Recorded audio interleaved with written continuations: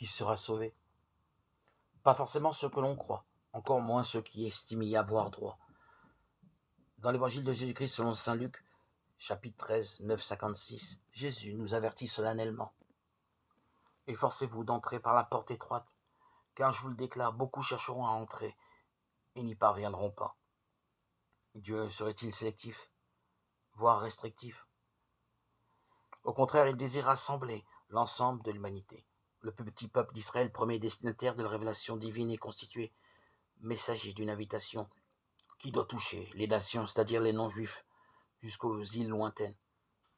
L'aventure n'a-t-elle pas commencé par cette parole divine adressée à un seul homme, Abraham, mais qui laissait déjà entrevoir l'horizon du projet de salut?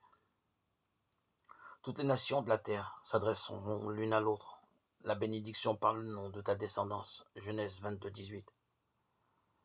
Alors quelle est cette porte étroite dont nous parle Jésus? Ce n'est certes pas le portail d'honneur, plutôt l'entrée de service. C'est la porte qu'il est impossible de franchir avec armes et bagages et qui oblige à se délester, se désencombrer.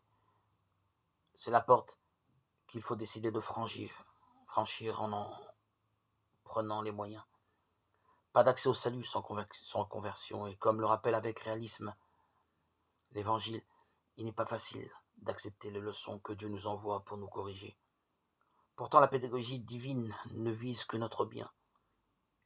Quand on s'est repris grâce à la leçon, celle-ci produit un fruit de paix et de justice. La porte est étroite, mais elle nous met au large.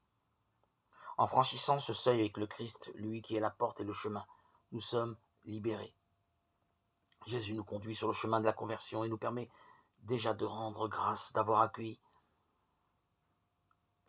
son amour dans nos vies et ainsi entrer dans le royaume.